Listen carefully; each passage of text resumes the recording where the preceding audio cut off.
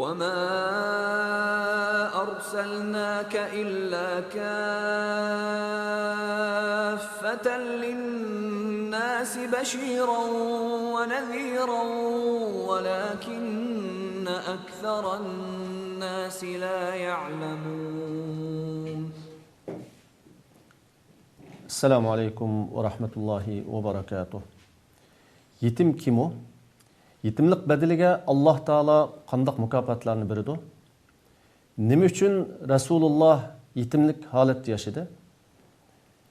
Yetimga ega bo'lguchi qandaq mukofotlarga nail bo'ladi? Yetimning iqtisodiy qandaq qo'g'dilishi kerak? Yetimning pulini iniqsiz tijoratda ishlatishi yoki sinab baqish to'g'ri bo'lamdi? Muhaciratdagi Uyg'urlar yetim bolalarga qandaq ega chiqishi lozim? Qani suhbatimizning davomiga marhamat.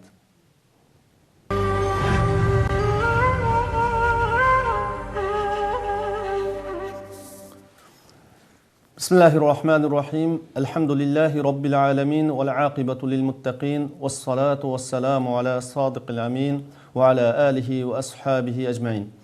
Dünyanın her qaysı joylaridagi ko'rman qarindoshlar, assalomu alaykum va rahmatullohi va barakatuh.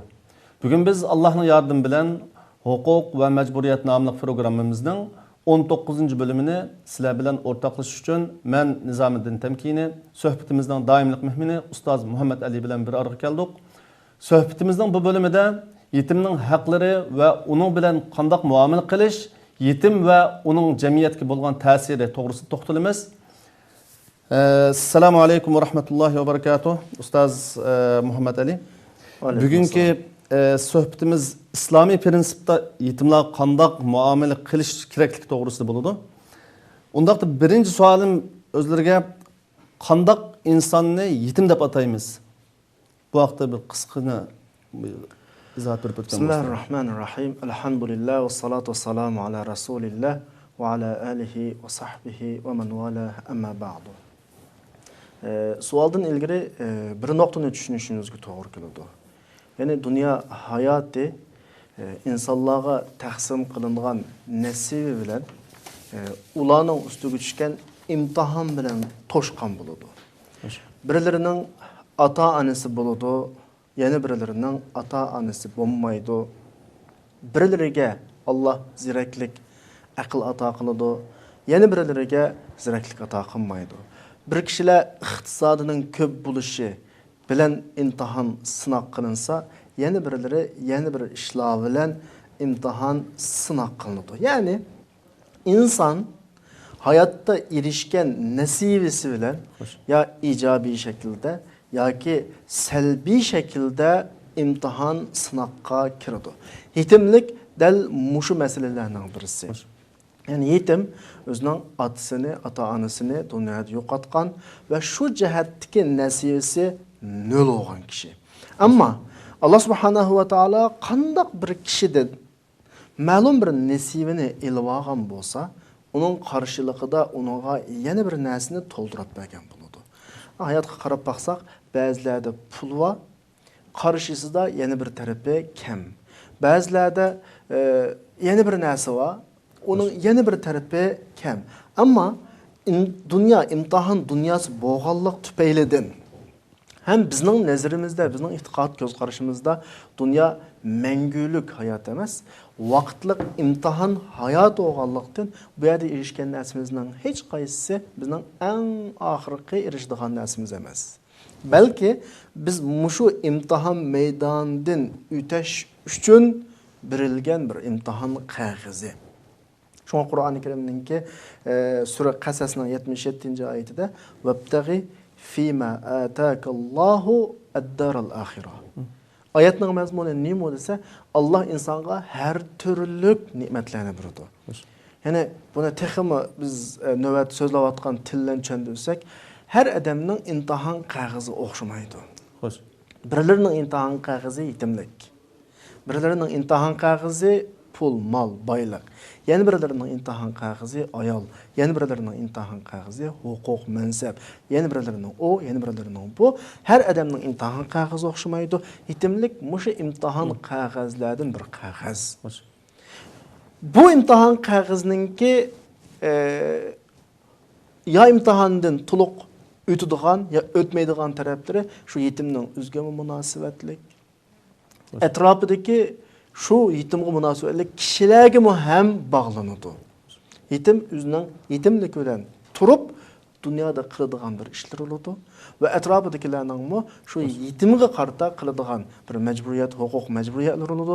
Shu nuqtadan buning o'zi hammalarga nisbatan bir imtihon sinoq hisoblanadi. Ya'ni savolning o'ziga naq kelsak, yetim hayotda shu xil sinoqqa duch kelgan kishi, ya'ni ota-onasidan ayrilgan, balog'atga yetmagan, o'zining ishini o'zi qilolmaydigan, manda bir yoshda kichik bo'lgan kishini, ya'ni balani nima deymiz? Yetim deymiz. Allah razı olsun. Vaqtda inson hayotida yetimlik qaysi bosqichga qadar davomlashadi? Ya'ni qachongacha yetim deyiladi yani? Ya'ni normalda balog'atga yetgandan keyin fiqh sohasida rushd deyishi deb qo'ydi. Bala o'zining hayotiga kerakli bo'lgan ishlarni o'zi bitirib qila olgudek bir yoshga yetgan, aqlga, hikmatga yetgan vaqtga qadar uning yetimligi davom qiladi. Bir bola balog'atga yetdi, ammo o'zining dadasidan qolgan meros iqtisodi olsun yoki boshqa taraflar olsun o'zi hal qilinmaydigan holat shakllanmasa, ya'ni u boshqalarningki ko'ngil bo'lishiga ehtiyojli birisi hisoblanadi. Masalan, yetim inson balog'atga yetgandan keyin yetim deyilmaydi yani. Ya'ni rushdi yeshiga qanaqa qilsa yessa. Men bayatında degandek o'zining ishini o'zi normal idora qila oladigan bir holatga yetsa. Tabiiyki, agar buni nima qilmasak qanaqa yetimlik yeshi, balog'at yeshi deb buni o'lcham qilgan vaqtimizda ba'zi balalar balog'atga yetadi ba'zi kishilar. Ama o'zining ishini o'zi qana qilolmaydi, bitirib qilolmaydi. Buningda yine mas'ul chiqadi, ya'ni u ota-onasidan qolib qolgan meros yoki uning mol-mulki, o'zining tavallik mol-mulki, uning hayotida bir ijobiy narsa bo'lmay, salbiy tarafga aylanib qoladi. Uningki ishlarini joyida tasarruf qilish aqliy ixtiyor bo'lmaganligi tufaylidan. Yani meseleni atalgı meselesi emas, nuqul şeriatninki, dinninki, yetimge qarta qanun tuzum, prinsip, ta'limotlariniki umum maqsad doirasidan o'ylab biraz qanaqavatimiz kengaytivatimiz. Endi inson shunda qiziqishning orqasida mol topdi, iqtisod topdi, imkoniyat topdi, masalan, huquq topdi, mansab topdi, qo'lda butun sharoitlar bo'ldi.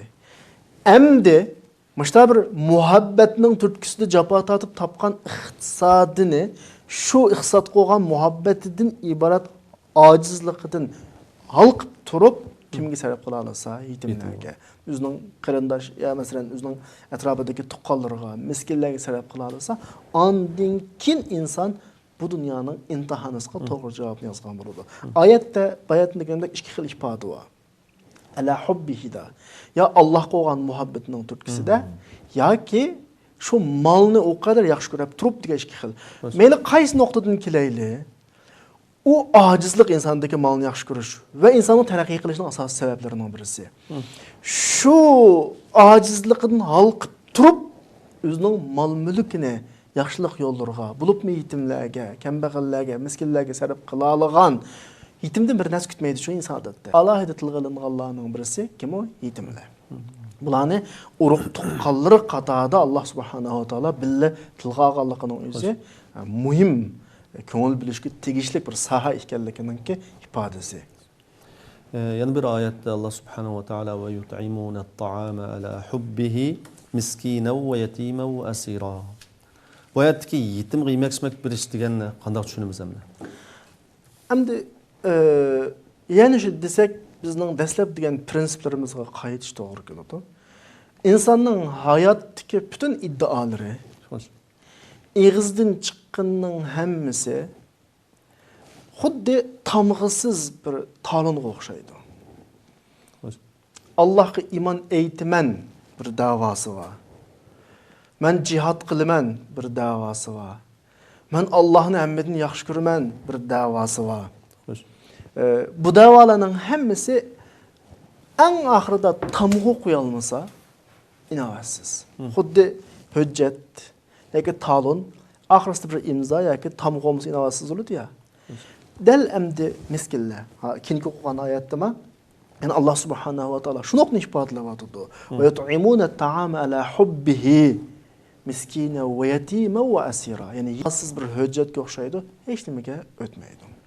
İnsanның hayatıda qilgan ishlari başta bir noktalık urullar bilan annemiga ega bo'ladi, kuchga ega bo'ladi. Endi oyat bizga naydi inchki ishoratlardan birini beradi. Masalan, shu iqtisod masalasida kambag'allarga sarf qilish masalasida xuz min amvalihim sadaqatan tutahhiruhum biha va tuzakkihim degan oyatlar bor. Ya'ni Alloh subhanahu va taolo musulmonlarningki muqim belgilangan zakat mollarini elib ish beshidikilar shu musulmonlarning ishidagi shuni loyiq kishilarga qana qilish, tarqitish to'g'risida. Ve ondan başka muqim belgilengen zakat emas. Muqim belgilengen zakatның vaqti oludu, ölçümü oludu, şundamı ya? Ve bir diğen urullarınki muayyen bir belgilenmesi oludu. Muqim belgilenmegen zakatın başka bir iqtisat var insanның. Biz hazır söyleyatqanımız şu türdeki iqtisat. Bu xil iqtisatni sarf qilish mu'minninki nayeti yuqur urunga chiqishini talab qildi. Masalan, sura Baqaraninki 177 oyatida Allah subhanahu wa ta'ala kishininki shakli tarafini e'tibor qilmaydiganligini, masalaning negizlik nuqtasininki na'diz ekanligini bayon qilib, nima deydi? Laysal birra an tuwallu wujuhakum qibala al-mashriq wal maghrib. Mayda sizlarning yuzinglarni mashriqqa, mag'ribga qilishingiz yaxshilik emas degani, sizlarning mayli qaysi tarafga qarab namoz o'qinglar, namoz o'qish shakllari, masalan, shakli ishlar. Bular muhim emas. Bular muhim emas. Muhim nuqta nima desa, sizning qalbing va qilayotgan ibodatlaringning, qilayotgan ishlaringning Allohning ta'limotiga uyg'un bo'lish bo'lmasligi. Valakinnal birra man amana billahi wal yawmil akhir wal malaikati wal kitab wan nabiyina wa atal mal ala hubbihi. İnsanninki haqiqiy yaxshilik ifodasi aytgan iymonining Allah'a olan imanının, malaikelerge olan imanının, kitap olan imanının ki tasdiqi sübtide özü yaxşı görüdüğün mal mülkünü özünün tuqqanlarına, yetimlerge, miskinlerge, musafirlarga, soğallarga, mesela esir göçüp qalganlarga, mesela şu muşularını qana qılgan, qutquzuşqa sarf qılgan. Yani bu noktani texmo biraz qana qılsaq, düşünüşlük bir halatga kelsak, insan hayatta üzgü birilgen imkaniyetlerini başkalar bilan qana qilsa, o'rtoqlashsa. İnsandaki imkoniyat nuqul pullam emas. Ba'zilarininki mansib yuqorildi, ba'zilarining huquqi yuqorildi, ba'zilarining yuzi urdi. Shu yuzi orqali boshqalarning ishlarida qulayliklar ko'p bo'lsa, o'zining mansab huquqi orqali muvofiq shaklda aloqa qulaylaşlık bədimdə başqalarının haqiqiy kirisi olmaydı. Başqalarının haqiqiy kirimiga asasda başqalarına yardım bəsə, muşlarının həmmisi insanın aytqan bütün imanının bir tamğısı. Əməliyyatdakı qana qılınışı, küçükki igi qılınışı əməliyyatda. Çünki Allah insanı dünyaya əkelib, insana nurgun itiqadlarını qilishing kerak deb belgilab, mesela Allah qo'ygan iman dininin ta'limatlari, mushtaraflarga bo'lgan bo'ysunish taraflarining hammani insonga taklif bo'lgandan keyin maqsad qilayotgani hayotda shunun ta'siridan ko'rilishi. Dal yetimlarga, kambag'allarga, bechoralarga ko'ngil bo'lish, dal bizning vujudimizdagi shu imonning amaliy o'rtamga chiqishi, amaliy jamiyatga bo'lgan nimasi ta'siri. Allah razı olsun. Onda da faqir yetimga zakat va sadaqaga o'xshagan narsalarning berilishi durust bo'ladimi? Albatta bo'ladi. Chunki u faqir. İlla ki bir yetim balanınki velisi var. Velisi ihsatlık kişi üstüge bütünlüğü aldı. Memma yetim balanın işi bana dava. Mem bir taraf qilma bunun işlerini degan bolsa, o vaqtda boshqa.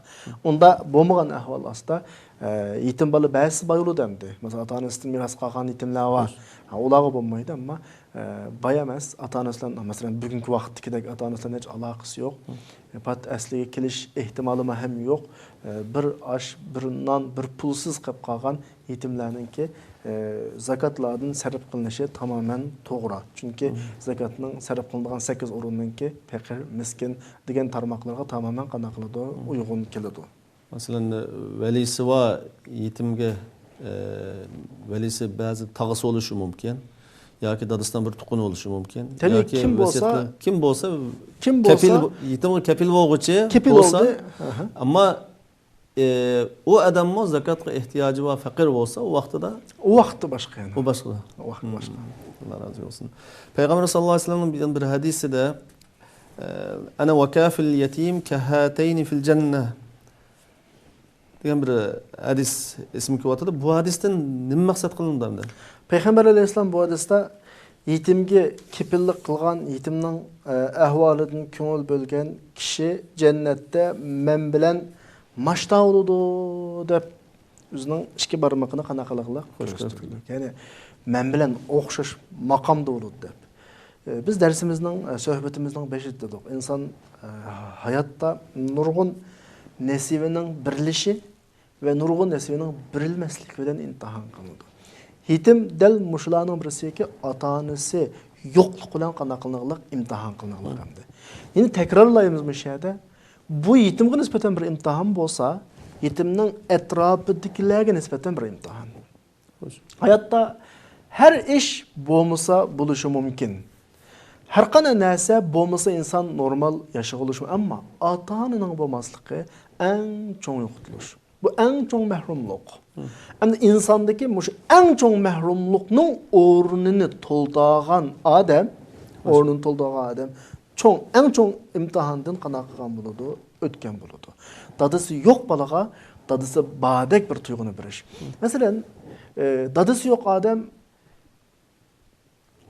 ma'lum bir qiyinchilik kelsa, o qadar xafalikqa tushadi. Kichik bola. Buni qanday qilaman deb. Kim bilan menga deb. An birisi kelib, ya tag'isi yoki yana birisi, men sana kepil. Nima ishing olsa, men hal qilaman. Xuddi o'zimning bolasiga qanday qaragan bo'lsam, sana shunday qarayman desa, aning qalbidagi o qo'rqish, o ansirash, o kelgusini ansirash. O yerda bir dadısıraş, gerçi dadısının orunu alaması mı ama şu dadısının yoklukadın beşiği kilovatlıqan besimla yoqaydı. Bu bir adamның hayatıga hoşallık veriş degan gap bu. Hayatını yengileştiriş degan gap. O yüzden bu büyük bir emel hesaplanады. Allah subhanahu wa ta'ala bu büyük emelninki mukafat sübütüde müşekil şekilde yetim okul bölgen kişininki cennetki derecesini Resulullah bilen okşaş. Resulullah'ın ifadesinde hateyn İki barmağını gösterdi ya. Qanchalik egiz pesop qalsa shunchalik farq bor. Yani bu Resulullah bilan o'xshash payg'ambar bo'ldi deganlikni ifodalamasa-mu, ammo jannatdagi darajasining ne kadar yükseklikini, büyüklükini ko'rsatdi bizga. Yuqoridagi so'zlardan yetimni kepilligiga og'uchininki ne kadar fazilatga nail bo'lganligini bilib yetgan bo'lsa, qanday yetimlik bedeliga Alloh taolo qanday mukofotlarni beradi? Yani misha kelgan vaqtida biz Peygamber aleyhisselamdan bir hadisini eslişimiz doğru kılır. Resulullah bir hadiste hel tunsaruna ve turzakuna illa bi duafaikum. Yani sizlerin nüsret girişinle, rızk verilişinle, acizlerinle olan burada. Bu hadisini belki başkaça düşüngede buluşur mümkün. Allah subhanahu ve taala acizlarını dep baylağa durdu küçüklerge.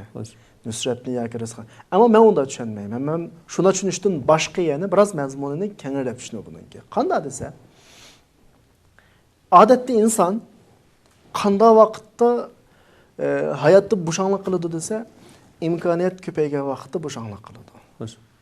Masalan, iqtisodi desa ba, ota-onasi desa ba, ishlarining hammasi qulay. Hamma ishlar o'z yo'lida ketayotgan vaqtda insonda bo'shanglik ko'rinadi. Dal mag'lubiyat mush nuqtadan boshlanadi. İnsan qanday vaqtda haqiqiy tirishidi desa, eng ojiz holatga tushgan vaqtda haqiqiy tirishidi. Shu vaqtda nusrat keladi.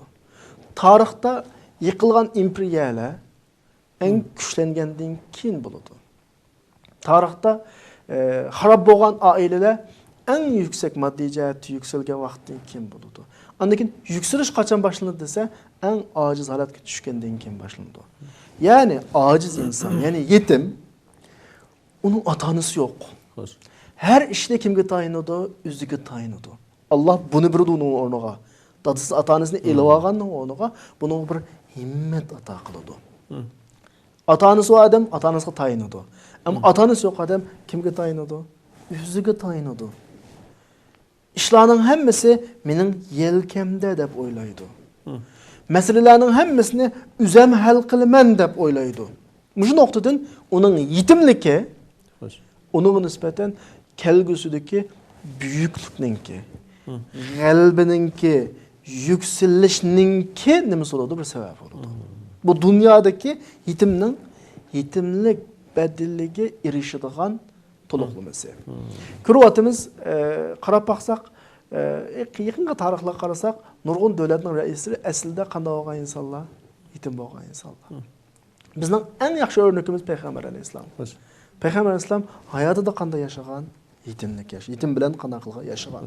Mana mushu ahvol insonni kelgusida büyük bir kelgüsigini ittirib apmağıdı. Bu dünyada yarışdığını kıyamet günüsü eğer muşi yetim, özünün yetimlikide turup Allah'a sabır kılıp, tirişip, selnuvamay mesela, yaman yolga kirketmeyi mansa kıyamet günüsü Allah subhanahu wa ta'ala ata-anasını dünyada elavağanının, ata-anası yoklukının bedeliga bununla büyük makamlarına qanday qiladi, hazırlaydı. Yuqorida sizlab o'tgandek Payg'ambarimiz sallallohu alayhi vasallam bu haqda bizga ro'shan bir o'lga. Unda bo'lgan Rasululloh sallallohu alayhi vasallam yetimlik cho'ng bo'ldi. Hayoti balliq davri yetimlik ichida tog'larninki himoyasi ostida cho'ng bo'lgan bo'ldi. Payg'ambarimiz sallallohu alayhi vasallamning yetimlik hayotini qanday tushunamiz bo'lsa? Rasulullah'ın yetimligi Albatta bir hikmet var bunun. Hikmet var tabi. Zemindeki her bir yetimnin ko'ngliga teselli oladigan büyük bir teselli. Bir yetim özünün yetimlikini eslep ko'ngli yerim bo'lgan vaqtda Resulullah'ni hatırlasa, şu an ko'nglidagi bayatınki yerimlik yo'qaydi. Resulullah'ın yetimligida bunda ikki muhim nokta var. Birisi Resulullah'ın dadısı olgan bolsa, yani Resulullah'ın dadısı küçük vaqt vafat taptı ya. Resulullah'ın anasının qo'sqo'dik vaqt vafat taptı. Yani dadısını ko'midi Resulullah. Resulullah çoğup peygamberlik ilan kılınıp şu kadar işler bo'lgan vaqtda belki dadısı bu mening terbiyemning mahsuli deydigan bir nokta ortaga chiqishi mumkindi. Ehtimollik. Bu Resulullah'ınki yetimlik, dadısı yo'qligining bir hikmeti bo'lishi mumkin. Tabii başka hikmetlerim var. Mening ortaga chiqmoqchi bo'lganim bu yani. Andaki yeni bir nokta Resulullah'ın qarindoshları yok etrafında. Bir tuqqanları yok. Balası yok. Eğer qarindoshlar bo'lib qolgan bo'lsa-mu, Resulullah şu neticelerni qozongan vaqtida belki bir qarindoshlar qanday qildi, yordam berdi degandek binas kelishi mumkin. Ve balısı yok Resulullah'ınki. Resulullah'ın balısı olgan bolsa, Resulullah'ın balısını küçük vaqtlam qana qilib ketgan, qaza qilib ketgan. Balısı küçük balı olğaçqa ötküzgen xatalıqı belki Peygamber aleyhissalatu vesselamga qanday qilindi bir tarafdan bağlanıp qalish ehtimoli var. Çünkü Peygamberning balısı ya. Başta bir hikmetler tüpeyledin Allah subhanahu wa ta'ala Resulullah'a yetimlikni taqdir qilgan. Hayatida dadısını kirib bakmaqlıq, qarindoshları yok, hatta oğul balısı mı yok. Oğul balısı to'lib azroq vaqtdan keyin lam qanaqib ketgan, ilib ketgan. Yani mushu ahvollarning umumimiz qargan vaqtda Rasululloh bunda kamil yetimlikning ta'min etadigan kishi. Ne dadısı yok, ne balısı yok hatta. Hayatida bir oğul. Qarindoshlarim yok hatta. Rasululloh kichik vaqtidan tortib ta vafot topgan qadar hayotning hammasida yetimlikning shakllarining hammasini tetiklar. Ba'zida diqqat qilamiz, ba'zi qarindoshlarimiz ota-onasi bor. Lekin farzand ko'maklik. Shu qarindoshlarimizning dard alamiga qarasaqmi, xili insonning ko'ngli yarab bo'ladi. Yani o'zining bolasi yo'qligini qanday qiladi? Qaqshaydi, yani ko'ngli yarimligini ifodalaydi. Ba'zi qarindoshlarimizning qarindoshi yo'q, qo'y bir akam bo'lgan bo'lsa, bir ukam bo'lgan bo'lsa deydi. Reslarning nimasi yo'q? Dadasi mi yo'q? Qarindoshi mi yo'q? Yani balası mı yok hatta? Oğlu yok. Bu noktada Resulullah küçük vakti, yaş vakti, hayatının ahirine kadar manarlıkta vakti tetiydigan bir yetimlikning ilmining hammini tetidi. Etrafımızdaki özünü yetim davatkan, oğlum yok, balam yok davatkanlar, kardeşim yok dep könglerim boğatkanlarının hemmisi çekken dert eleminin hemmini Resulullah'a nakıllık çekeylik. Bunu Allah Teala Resulullah'ın yetimlik, baylik, fakirlikten ibaret hayatın barlık basqıçlarını yaşatqanlıqda bizge roşan bir ülge ve ibret ve ders ilişimiz çıkıp duruptan bunundan. Tabii. Kur'an'da Peygamber Aleyhisselam'ın bizden boğan alakası, yani biz Resulullah'a kanda muamele kılışımız gerek diyen noktada وَمَا أَتَاكُمُ الرَّسُولُ فَخُذُوهُ وَمَا نَهَاكُمْ عَنْهُ فَانْتَهُ. Resulullah epkegen nesinin hamini tutonla, tosqondan qanaqlanla yanıla.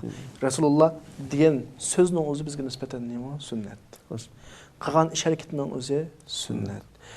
Başqalar Resulullah'ın aldığı qilib Resulullah hə deb təsdiqlagan işlerin hemmisi neymi? Sünnet. Hatta Resulullah'ın sübətləri hemmisi neymi? Sünnet. Resulullah ehtiyaclı olub qalğan vaqtda hər qanaq gapni çala qoymaydı. Tegishli gapning hamma hayatı qanaqladı deydi. Eğer Resulullah yetim bo'lmay, ata-anasi sağ-salamat, ballar olab, etrafida urug' tuqqanlar olab, masalan, qarindoshlar olab, mahalati turib Resulullah yetimlarga nasihat qilsa, yetimlar nima deyishi mumkin-ti? Sizlar yetim bo'lmag'achqa, uning nimasini o'qimaylar, ta'mini, dard ilmini o'qimaylar deyishi mumkin-ti. Resulullah hayotida o qadar faqir kambag'al yashadi. U saltanatlan kambag'al yashadi. Şu vaqtda yaratgan natijalar o kadar köp, hayatının ahırda ölüp ketken vaqtda bir Yahudinin qaşda azraq qarz pulga qo'ygan görösü ba halat ketdi. Eğer asla açta yaşamay, bay halatda yaşap, nima izlisa şu yaşap, kambag'allarga nasihat qilib, sabr qilinglar, kambag'allik insonni askilashtirmasin, kambag'allikning o'zi insonni rezillashtirmasin, insonning fazilati bay kambag'allik emas desa, kambag'alliklar nima deydi? Sizlar kambag'al olmagandan qanday qilmaylar, uqmaylisizlar. Deyishi mumkin, yoki qanday qilishi mumkin, o'ylashi mumkin. Demak, Rasululloh hayotda tatadigan dard alam hemin tatdi. Yetimlikning hemin tatdi. Açlıkning hemin tatdi. Kambag'allikning hemin tatdi. Bu noktadan Rasulullah'nınki qilgan her so'zi, her ish harekati, her bir faaliyeti bizga nisbatan bizde karşı inkas, vücudumuzda olsun, tilimizde emas, mümin Resulümüzde Resulullah'ı inkar qilmaymiz. Könlümüzde olsun mu? Hem de o peygamber olgandikin deydigan bir tuyg'uni keltirmasdan qabul qiladigan bir nimaga aylanadi, namunaga aylanadi. Shu jihatdan Peygamber Aleyhisselam bizga nisbatan her holatlarda namuna. Resulullah ep kelgan her ish bizning yo'limiz degan so'zlari, qilgan ishlari hammasi bizga nisbatan nima hisoblanadi? Sunnat hisoblanadi. Allah razı olsun. Allah Subhanahu ve Teala Kur'an-ı Kerim'de وَلَا تَقْرَبُوا مَالَ الْيَتِيمِ إِلَّا بِالَّتِي هِيَ أَحْسَنُ deydi. Bu ayetni chiqishga asosda yetimning pul mili to'g'risida ozroq bir to'xtalib o'tgan bo'lsak, yetimga ehtiyojlik qiladigan kishi yetimning tog'isi yoki hammisi yoki vasiyat qilingan kishi bo'lishi mumkin. Endi undaqda ularga yetimning mol dunyosiga qanday muomala qilish kerak? Yetim deganimizdek biz uchun bek muhim bir tema. Yetim bo'lgan bola bizga nisbatan intayin muhim. Hatto bayatdan az ilgari Rasulullah'ningki yetimlik ichida cho'ng'alligini shu tufaylidan yetimlarga nasihat qilsimi, o bir aqlga muvofiq, kambag'allarga nasihat qilsimi, hatto Rasululloh g'albi nusratning ta'min etib bo'lgandan keyin Makkaga kirgan vaqtida o'zining beshini, peshonasini tugusininki egaga tekkizib turib Makkaga kirgan bir voqeliklar var. Yani Resulullah bu holatlarda kambag'allarga qanday yashashni, yetimlarga qanday yashashni, kuchliklarningki qanday nim bo'lishini, kamtar bo'lishini Rasululloh Makkaga fatih qilgan vaqtda beshini qo'yib kirdi-ya. Mahalatlarini to'liq bir o'rgatdi deb tasvirladik yetimning Rasulullohning yetimligi nuqtasidan. Andan keyin sizlar degan Sura An'amning 152-oyatidagi "Va la taqrabu malal yetim illa billati hiya ahsan." Oyatning mazmuni yetimga foyda bo'ladigan shaklda yaqinlashsang bo'ladi, yetimning mol-mulkiga. Ya'ni bir yetim dadasidan ma'lum miqdorda pul meros qoldi. u yetim bo'lganlik uchun, kichik bo'lganlik uchun, o'zining mol-mulkini idora qila olmaganlik uchun atrofidagi vali o'g'illar buningga ig'darchilik qiladi, mayli tog'asi, mayli qarindosh va boshqa kim bo'lsa, oyat bizga birlam prinsip o'rgatadi. U o'simi yetimning meliga faqat islohot. Shu yetimga foydali bo'ladigan shaklda qilishga bo'ladi, ziyon bo'ladigan shaklda asla qana qilish qolmaydi. Yiqilish. Hatta Payg'ambar alayhisolamning bir hadisida keldi. Ittajiru fi amwalil yatama la ta'kuluha az-zakat. Bu ko'rsatmada nima deydi o hadis desa? Mal-mulkning har yilda zakatini ayirgan bo'lg'achqa, har yil 2% pul chiqib ketaversa, ma'lum yoshga bo'lgan vaqt azlaydan do'p. Hadis nima deydi bizga? Zakat pulni azaltyapmisin. Yetimning mol-mulkini savdoga hisob qo'yinglar deydi. Mushuning o'zimi nima desa, yetimga manfaatlik bo'ladigan bir shaklda qanday qilish kerak? Yetimning malida tasarrufat qilishga bo'ladi ega bo'lgan shaxs. Masalan, yetimning mol-mulkini akilib qanday qilib qo'ysa bo'ladi, tijorat qilib qo'ysa bo'ladi. Mallarga shirik qilib, savdolarga qo'shib qo'ysa bo'ladi. Lekin shart, ya'ni shu odamning vijdoniga va topshiriladigan bir muhim ishdan birisi, shu yetimning mol-mulkining manfaatini o'ylash kerak. Favqul oddiy ziyon kelib qolsa boshqa. Chunki tijoratda, savdoda ma'lum darajada qanday qiladi, ziyon keladi. Ammo normalda o'zining mol-mulkini qanday o'ylab tasarrufat qilgan bo'lsa, shu mol-mulkni shu shaklda qanday qilsa bo'ladi, tasarrufat qilsa bo'ladi. Undan keyin yana bir muhim nuqta bu yerda. Doim yetimning mol-mulki pullan bo'lmaydi endi. Ba'zi dadisdan qolib qolgan bir dehqonchilik maydoni deyli. Yoki cho'ng bog' deyli, yoki bir zavod, korxona, shirkat deyli. Buningga ega bo'lgan odam agar shuningga to'liq o'zi ega bo'lib, o'zi bir qo'lliq shuningga kirsa, masalan, zavod varkan o'zi dadasining o'rnida shu zavodning mudiri bo'lib boshqardi. Bir dehqonchilik maydoni varkan, shuni boshliq bo'lib qana qildi, boshqardi. Ya'ni yetimning mol-mulkining bundan keyin zayob ketmaslik uchun davom qildimi? Bu vaqtida qanday qilsa desa, manda bir ifoda va falyakul bil ma'ruf deb. Ma'ruf degan nima desa, jamiyatda normal sanaladigan bir shaklda muomala qilinsa bo'ladi. Ya'ni men bir odamning shirkatida direktorlik qilib bersam, mudirlik qilib bersam, men qancha pul olaman maoshimga? Onun bir ölçümü var cemiyette. Ben bir zavod, korxonani boshqarib bersam, men qancha pul olaman maoshga? Onun bir ölçümü var. Bir bog'ni boshqarib bersam, qancha pul olaman? Bunun bir ölçümü var. Agar yetimning mol-mulkini mana shaklda idora qilib bersa, birisi, mayli tog'asi, mayli kim ega bo'lsa shu shaklda olsa bo'ladi yetimning mol-mulkini. Ya'ni urfda, odatda, shu jamiyatda shu xil qilgan ish qancha pul haq talab qilsa, ya'ni insofli elish kerak yani. Yani şu şekilde eliş gerek. Mesela bir adamın normal maaşı bir zavodga mudir bo'lgan odamning 10 ming ası bo'ladi. 1000 ası bo'ladi. Ammo hozirgi zamonda mendaligi mol-mulk pul hisobda qilib qolgan bo'lsa, zavod emas, uni saqlab berganga unda cho'ng ish ketmaydi. Shunday. Uningga vaqt chiqarmasin bo'ladi. Faqat chayliq xiyonat qilmay qana qilsalar bo'ladi, saqlab. Uningga bir narsa olmaslik kerak. Ama şu yetimni uyda boqayotgan bo'lsa, şu adam, o adamning oilasida favqulodda nima qiyinchilik bor. Ya'ni shu vaqtida shu ehtiyojlilik, shu yetimning mol-mulkida tugab ketgudek darajada emas. Ya'ni ma'ruf bilan qanaqa qilsa bo'ladi, ma'lum darajada foydalansa bo'ladi. Ya'ni bu yerda eng muhim bo'lgani shu odamning qalbi. Shu yetimning mol-mulkini yevilish yoki yonmaslik. Bu nuqta intayin nima muhim.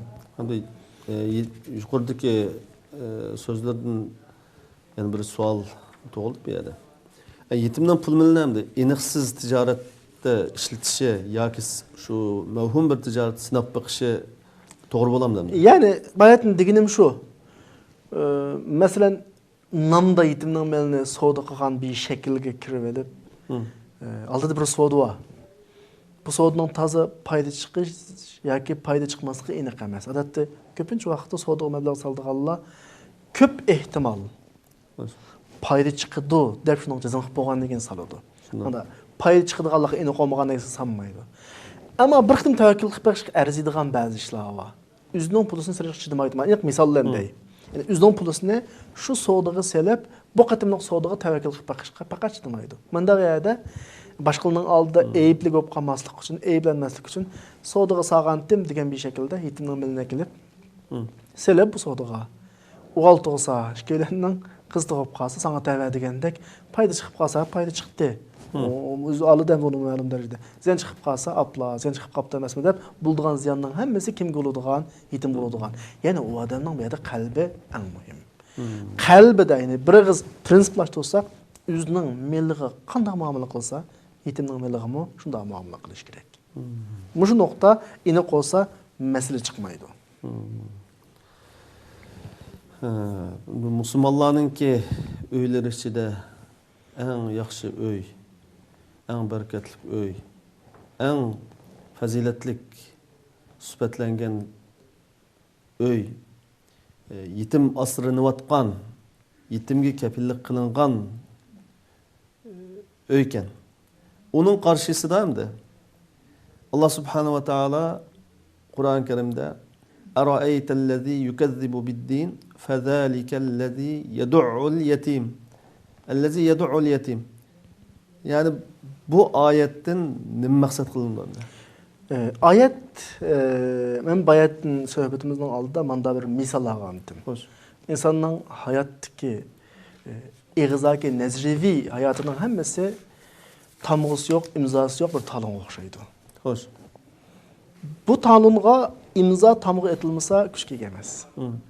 Hayatta bir adam, ben Müslüman deydiken, ben Allah'a iman ettim deydiken, ben kıyametke işinimen deydiken, bunun emeliyeti bir ifadesi oluş gerek. Ma ayet del aşı meselemizi geçip pırvatıdı. Yetimnin 5. sınıfı adam, ağızda kançılık dinle dava kılsın, üzünün kançılık takva adam oylusun, bu adamın könlü din gışanmaydı. Era'aytellezi yukezzibu bid-din, fezâlikellezi yed'u'ul yetim. Yetimga doq qilgan, yetimni düşkəligen, yetimnin könlüge azır vergen, könlüden o her qancha dava qilib kelsin, qana qilmaydi o, din gışanmaydı. Din inkar qiladi o. Yani bu yerda Allah başqa ayetdə mında bir meseləni deb turdu bizga. Nazariya bilan amaliyatning bir bağlanış meselesi var bu yerda. Masalan, Peygamber Aleyhisselam bilan bir adamninki bir Resulullah'a ergeçtik deb dava qilayotgan adamninki Resulullah ergeçyotamdı. Yani Allah'a iman eytiqliq mu adam yoki o'zining ko'nglidagi havoyi havzga eytiqliqni buni ayirish uchun fa illam yastajibu laka fa'lam annama yattabi'una ahwa'ahum. Sening gapingni anglamadimi? Ular o'zining xohishiga ergashyotidu. Bir odamning voy men Allohga iman eytiqliq, voy men musulmon degani baka degan bir şekilde nazariyani bir netice bilan bog'lab ya. Men adama bir adamninki og'izdagi davoni bir tarafga qo'yib turayli, bu adamning dinni inkor qilmaganligi yetim deb ifodalanadi. Yetimning 5-sinfidimi? Yillarcha qilgan davosi rost. Yetimning 5-sinfidimi? Yetimga dushkalik qildimi? Yetimni uydan qo'g'lab chiqadimi? Yetimga ko'ngil bo'lmadimi? Bu adamninki voy men degan palani, pukuni, men andaqtim, mundaqtim qilgan davolarning hammasi yolg'on. Bu adam dinni inkor qilgan odam. Mushu shaklda Alloh subhanahu va taolo bizga yetim meselelerini açıp turadigan bir muhim nokta ekanligini deb turadi. Oldimizdagi yetim bizning qanday odamligini, bizning qanday odamligimizni qanday qilib açıp turadi bizga. Demek fazalikallazi yad'u'ul yatim degan bu ayet şu yetimlarga yaxshi muomala qilmaydigan kishilarningki sutda xarakterini, asli mohiyatini, mayli ig'izda qanchalik da'vo qilib kelsin, bularning tikidagi, ko'nglining tikidagi ahvol bu. Degan ifodalab turadi bizga. Razı olsun. Biz vaqt munosabati bilan suhbatimizning oxirgi bosqichlariga kelib qoldik. Oxirida şu muhaciratdagi Uyg'urlar yetim bolalarga qanday ega chiqish kerak degan bir savolni so'rasam. Chunki biz yashayotgan jamiyatda ota-onasi hayat bo'lgan yetimlarmi bor. Masalan, vatanda ota-onasi o'zim yerda chiqib ya boshqa urug' tuqqanlar chiqib qolgan kichik bolalar balog'atga yetmagan. Ve ата-анасы вафат кылган ашында балалармы бар. Буларга нисбетен muhaciratdagi Uyg'ur musulmonlarininki nima majburiyati bor? Qanday ega chiqish kerak bo'lsa? Yetimning masalasi haqida mencha suhbatimizning 5-dan hozirga qadar yetarli so'zildi. Yetim bir odamning dinga ishonadigan, ishonmaydiganligininki bir belgisi bo'lib qoldi. Oxirgi hisobda oyatda ifodalandi. Oxirgi yillarda vatan bilan aloqaning uzilishi hammalarga aniq masala bu. Mushtabaylardan nurg'un o'qish uchun chiqqan va agar qanday bir sabab bilan chiqqan bo'lib, nurg'un balalar tirik yetimga aylandi. Ota-onasi bordi, ba'sining yo'q. Bu balalar bugungi shu muhojiratda atrofidagi kishilarningki qo'l ostida qolib qoldi. Ya akalarininki, ya tog'alarininki, ya tunish bo'lishlarininki qo'l ostida qolib qoldi. Hani men shu qarindoshlarga faqat yuragimdagi bir so'zni birday suhbatning oxirisida qandaq bir oilaga, qandaq bir qarindishimizga bir yetim qolib qolgan bo'lsa, Alloh ato qilgan eng katta ne'mat deb tushunish kerak. Ne'mat ular bilan birga eng katta imtihon deb tushunish kerak. Men aniq aytay. 10 yoshlik baldim rizq qolib qoldi uyingizda, yetim. Va sizning 10 yoshlik, 11 yoshlik, 9 yoshlik bir balangiz bor. Şu yetimga qanchalik ko'ngil bilish o'zining bolasining kelgusida qanchalik odam bo'lishini belgilaydigan bir omil deb qarayman men. Allohning imtihonisi u. Sizning 10 yoshlik bir balangdan birisi bor va qachonda 10 yoshlik yetimdan birisi bor. Sizning yetimga qilgan har muomalang natijasini balangda ko'rsa. Agar balam yaxshi o'qisin desang, shu yetimni yaxshi o'qitdi. Balam yaxshi odam bo'lsin kelgusi desang, shu yetimni yaxshi odam bo'ladigan barliq amallarni qil. Men bu qadar qisqa deyma gapimni, shunlarni tugutaman. Ya'ni siz ko'z oldingizda qolib qolgan yetimga qanday muomala qilsangiz, balangizga bevosita shuning ta'siri chiqadi.